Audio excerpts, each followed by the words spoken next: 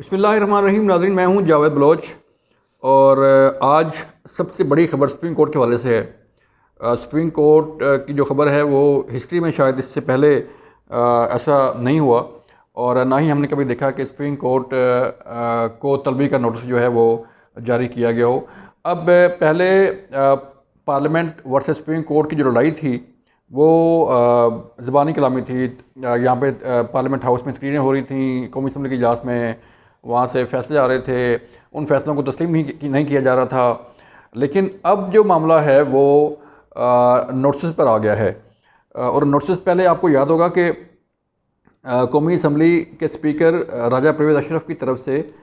एक ख़त लिखा गया था सुप्रीम कोर्ट को, जिसमें उन तहफ़्फ़ुज़ात से आगाह किया गया था जो यहाँ पर कौमी असम्बली में रकीन पार्लियामेंट को थे सुप्रीम कोर्ट के हवाले से, उनके फ़ैसलों के हवाले से, और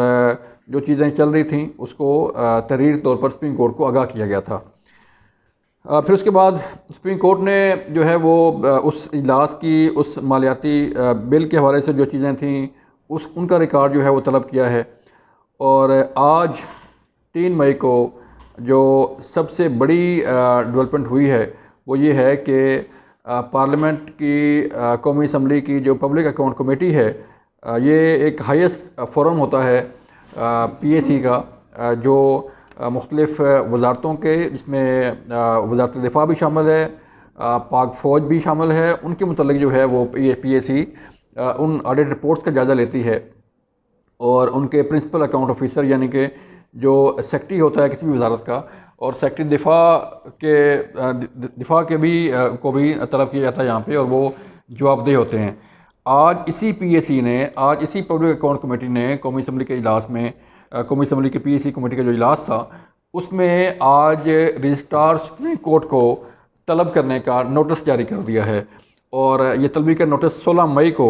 जो है वो के लिए जारी किया गया है। इसमें यह कहा गया कि रजिस्ट्रार सुप्रीम कोर्ट 16 मई को पब्लिक अकाउंट कमेटी में आकर पेश हों और सुप्रीम कोर्ट के मुतल्लिक़ जो फंड्स हैं, सुप्रीम कोर्ट को कितने फ़ंड्स मिलते हैं, सुप्रीम कोर्ट के जजेस की सैलरीज़ कितनी हैं, सुप्रीम कोर्ट के जजेस और जो दीगर स्टाफ है उनकी मराहत क्या हैं, उनके टेलीफोन, उनकी गाड़ियाँ, उनका फ्यूल और उनके जो दीगर लॉसेस हैं उसके मुतल्लिक़ PAC को आगाह किया जाए।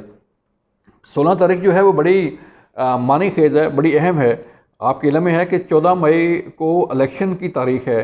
पंजाब में, जो सुप्रीम कोर्ट का हुक्म है कि वो 14 मई को इलेक्शन हर सूरत करवाए जाएँ। वो ये 14 मई का जो फ़ैसला है वो इंटैक्ट है, उसमें कोई तरमीम नहीं हुई और ना ही जो है वो उस फैसले में कोई जो है वो सुप्रीम कोर्ट ने कोई इसको बदला है या इस पर कोई फर्दर कार्रवाई हुई है। अल्दो इलेक्शन कमीशन की तरफ से एक जो दरख्वास्त दायर की गई है उस पर सुप्रीम कोर्ट का ये तो फैसला होगा कि वो उसको इंटरटेन करती है नहीं करती, उस पर क्या फ़ैसला आता है। लेकिन 14 मई के इलेक्शन के बारे से फ़ैसला अपनी जगह मौजूद है। और ये 16 मई को रजिस्ट्रार सुप्रीम कोर्ट को तलब करने का मतलब ये है कि 14 मई की बड़ी अहमियत है और 14 मई के बाद यानी कि 16 मई को फिर रजिस्ट्रार सुप्रीम कोर्ट को भी तलब कर लिया गया है। अब रजिस्ट्रार सुप्रीम कोर्ट जो है वो चीफ जस्टिस के बाद जो है के बाद इंतहाई अहम शख्सियत होते हैं सुप्रीम कोर्ट में। और सुप्रीम कोर्ट के तमाम मामलात, जिसमें फ़ंड्स के हवाले से, जिसमें मराहत के हवाले से, जिसमें केसों के हवाले से, केस कहाँ लगने हैं, कैसे लगने हैं, कौन सा बेंच बनना है, किस जज को कोई जो है वो मराहत देनी है नहीं देनी, किस स्टाफ को जो है वो कुछ चीज़ देनी है नहीं देनी। तो चीफ जस्टिस साहब का और रजिस्ट्रार सुप्रीम कोर्ट का, ये दो अहम शख्सियात जो हैं मिलकर फ़ैसला करती हैं कि सुप्रीम कोर्ट के जो फंड्स हैं उनका इस्तेमाल कैसे होगा और किस तरह होगा। लेकिन इससे पहले कौमी असम्बली के इजलास में जो स्पीचेस हुई और जो चेयरमैन PAC नूर आलम की तरफ से भी कहा गया कि हमारे पास तमाम महकमों का रिकॉर्ड आता है, हमारे पास तमाम इंक्लूडिंग पाक फ़ौज जो है, पाक बहरिया, पाकिस्तान एयरफोर्स समेत तमाम जो इदारे हैं उनके ऑडिट रिपोर्ट्स आती हैं हमारे पास और हमें उनके मुतल्लिक़ बताया जाता है। लेकिन वाहिद इदारा जो है सुप्रीम कोर्ट है जिसके मुतल्लिक़ हमें आगाह नहीं किया जाता और ना ही जो है कोई ऐसी ऑडिट रिपोर्ट हमारे सामने पेश होती है कि जो फ़ंड्स हुकूमत पाकिस्तान सुप्रीम कोर्ट को फराहम कर रही है, उन फ़ंड का इस्तेमाल कैसे किया जाता है। अब मामला ये है कि रजिस्ट्रार सुप्रीम कोर्ट को तलब किया गया 16 मई को, और चेयरमैन पीएसी ने ये कहा है कि अगर वो पार्लियामेंट हाउस में पीएसी के सामने पेश नहीं होती रजिस्ट्रार सुप्रीम कोर्ट, तो उनके वारंट भी जारी किए जा सकते हैं। हाँ, मामला बड़ा संगीन हो गया नाज़रीन। और इसके साथ साथ जो 15 मई को जॉइंट सेशन होना था, वो 4 मई को उसे रीशेड्यूल कर दिया गया है। और लग ये रहा है कि ऐसा ऐसा चीज़ें जो हैं वो अपने फ़ाइनल राउंड की तरफ बढ़ रही हैं, बल्कि फ़ाइनल राउंड तो शुरू हो चुका है और आप अपने हतमी इख्तिताम की तरफ बढ़ रही हैं कि इन तमाम हालात का, इन तमाम वाक़यात का जो एंड है वो क्या होने जा रहा है। तो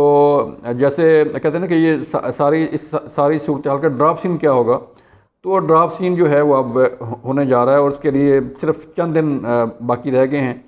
इन चंद दिनों में कोई ना कोई फ़ैसला, कोई ना कोई ऐसा इकदाम, कोई ना कोई डिज़ास्टर जो है वो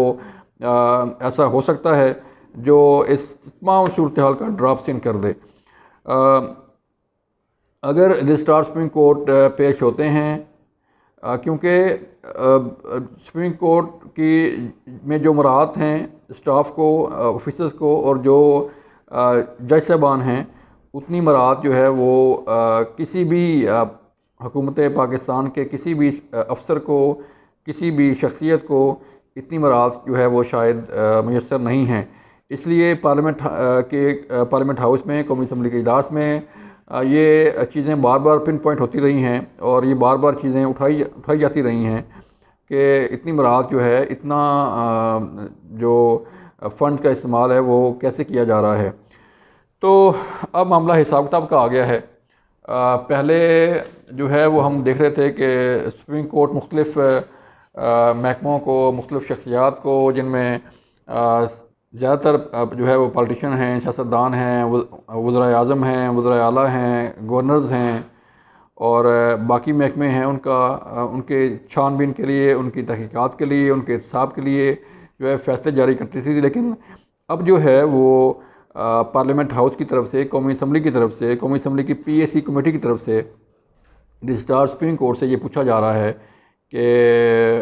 वहाँ पर क्या हिसाब किताब है, वो जो फ़ंड मिलते हैं उनका इस्तेमाल कैसे किया जा रहा है। तो मामला हिसाब किताब का आ गया है और हिसाब किताब कैसे होगा, आया ये हिसाब किताब होता है, नहीं होता, ये तो आने वाला वक्त ही बताएगा। लेकिन जो डेवलपमेंट्स हो रही हैं वो इंतहाई अहम हैं, जो चीज़ें सामने आ रही हैं वो इंतहाई अहम हैं और ये पता दे रही हैं किसी नए बहरान का जो कि जन्म लेने जा रहा है आइंदा चंद दिनों में, कि जो सूरत हाल बनने जा रही है उसका ये अंदिया दे रहा है। ये सारी सूरत हाल इसका अंदिया दे रही हैं, उसका पता दे रही हैं कि सूरत हाल क्या हो सकती है। इसके साथ साथ जो मुज़ाकरात हो रहे थे तहरीक इंसाफ के और हुकूमती जमातों के, उनका एंड तो हो गया। 3 सेशन के बाद जो है वो कोई सेशन कॉल करने की ज़रूरत पेश नहीं है, क्योंकि दोनों फ़रीक़ैन जो है वो किसी नुक्ते पर मुत्तफ़िक़ नहीं हो पाए। तो इसलिए तहरीक इंसाफ भी अपने मौक़िफ़ पर जो है वो डटी हुई है और पीडीएम हुकूमत भी अपने मौक़िफ़ पर डटी हुई है। तो लिहाजा रात के ये मुज़ाकरात ख़त्म हुए और आज तहरीक इंसाफ की तरफ से अपना जो मौक़िफ़ है वो उससे मुताल्लिक़ सुप्रीम कोर्ट को आगाह कर दिया गया है और ये बता दिया गया है कि ये मुज़ाकरात हमने किए थे आपके हुक्म पर, यानी कि सुप्रीम कोर्ट के हुक्म पर ये मुज़ाकरात किए गए थे और तहरीक इंसाफ की तरफ से ये चीज़ें जो है वो रखी गई थी, लेकिन उन्हें तस्लीम नहीं किया गया। अब ज़ाहिर बात है सुप्रीम कोर्ट दोबारा तलब करेगी हुकूमत वक्त को भी और अटॉर्नी जनरल को भी, और जो बाकी सियासी जमातें हैं उनसे भी शायद सवाल किया जाए कि जो मुज़ाकरात के लिए कहा गया था सुप्रीम कोर्ट की तरफ से, उस पर अमल दरामद किस हद तक हुआ और कैसे हुआ, और ये मुज़ाकरात कामयाब हुए नहीं हुए, उसकी बाकायदा एक रिपोर्ट भी शायद तलब की जाए सुप्रीम कोर्ट की तरफ से। मामला फिर सुप्रीम कोर्ट में आ गया है। पहले ये मामला सुप्रीम कोर्ट के हुक्म पर पार्लियामेंट हाउस गया और पार्लियामेंट में तमाम सियासी जमातों की मशवरत के बाद मुज़ाकरात शुरू किए गए। लेकिन मुज़ाकरात में चूँकि मुज़ाकरात सिर्फ किए जा रहे थे फॉर्मेलिटी पूरी करने के लिए, इसलिए उनका कामयाब होना, हमने पहले आपको बता दिया था कि ये मुज़ाकरात डेडलॉक का शिकार रहेंगे, तातुल का शिकार रहेंगे और इसमें कोई पेशरफ नहीं होने वाली और 14 मई को इलेक्शन भी नहीं होने वाला, ये हमने आपको पहले ही बता दिया था। अब जबकि मुज़ाकरात के 3 दौर होने के बाद सारी चीज़ें ख़त्म हो चुकी हैं, तो लिहाजा अब मामला फिर सुप्रीम कोर्ट में चला गया है और देखना यह है कि सुप्रीम कोर्ट दोबारा जो है इस केस को टेकअप करती है, दोबारा सियासी जमातों को बशमूल वज़ीर-ए-आज़म को, बशमूल अटारनी जनरल को और बाकी जो सियासी जमातों के लीडर्स हैं उन्हें तलब करती है और पूछती है उनसे कि आपने मुज़ाकरात किए थे या नहीं किए थे या क्या हुआ था उन मुज़ाकरात में। तो ये फिर एक नई कहानी दोबारा से शुरू होने वाली है। सुप्रीम कोर्ट अगर ये टेकअप करती है इसको और तलब करती है तो फिर ये एक नया पेंडोरा बॉक्स खुलेगा और फिर से जो है वो नई शुरुआत होंगी। तो मामला बड़ा संगीन सूरत अख्तियार करता जा रहा है। मामलात इस हद तक आगे बढ़ चुके हैं कि शायद वापसी के लिए रास्ते सारे फ़रीक़ैन ने, सारी सियासी जमातों ने, सारे इदारों ने जो है वो बंद कर रखे हैं और बंद किए जा रहे हैं। जो रास्ते बंद हो रहे हैं वो वहाँ से वापसी जो है वो मुमकिन नज़र नहीं आ रही। तो इसलिए मामलात जो है वो ख़राब से ख़राब तर होते जा रहे हैं और जिन्हें जो है सुधारने के लिए कोशिशें तो की जा रही हैं, लेकिन कोई मामलात जो है वो सुधरते हमें नज़र नहीं आ रहे कि मामलात इस हद तक बिगड़ जाएं कि उन्हें सुधारने के लिए जो है वो तमाम तर कोशिशें भी कामयाब ना हो पाएँ, तो फिर मामला जो है वो उसको मज़ीद ख़राब होने से या बहरान पैदा होने से कोई नहीं रोक सकता। ये सूरत हाल सुप्रीम कोर्ट के अंदर और जो डायलॉग हुए थे उसके अंदर, और अगर ये मामला जो है रजिस्ट्रार सुप्रीम कोर्ट को तलब करने वाला उस पर कुछ स्टे आता है, तो फिर वो नूर आलम खान साहब जो चेयरमैन पब्लिक अकाउंट कमेटी हैं वो ये भी कह रहे हैं कि अगर इस पर कोई ऑर्डर आता है सुप्रीम कोर्ट की तरफ से, कोई स्टे आता है, तो फिर हम दोबारा जो है उसको नोटिस जारी कर देंगे, हम दोबारा वारंट जारी कर देंगे। तो कहीं ये मामलात रुकते नज़र नहीं आ रहे कि किस हद तक ये मामलात जाएंगे और किस हद तक जो है वो मुल्क का नुकसान होगा, आवाम का नुकसान होगा। खान साहब जो है वो उनके सामने रावी चैन चैन है, वो अपने मज़े से जो है वो अपने केसों की पैरवी कर रहे हैं, अपनी जो है वो सिक्योरिटी में बुलेट प्रूफ शीट्स के अंदर जो है वो अदालतों में पेश हो रहे हैं, पेश होते हैं, वापस आ जाते हैं ज़मान पार्क। तो वो तो ज़मान पार्क मौजूद हैं, उनकी कैंपेन तो जारी है, लेकिन जो लड़ाई चल रही है सुप्रीम कोर्ट के अंदर, पार्लियामेंट हाउस के अंदर, उसकी संगीनी का अंदाज़ा जो है वो शायद किसी को नहीं हो रहा। और यही चीज़ें जो है वो आगे चल के एक नए बहरान का और संगीन बहरान का जो है वो पता दे रही हैं और उसको नए बहरान को जन्म देंगी। तो मामला आपके सामने है, जो ही कोई नई डेवलपमेंट्स होंगी और जिस तरह के हालात होंगे हम आपको आगाह करते रहेंगे। अपना ख्याल रखिएगा। अल्लाह हाफ़िज़।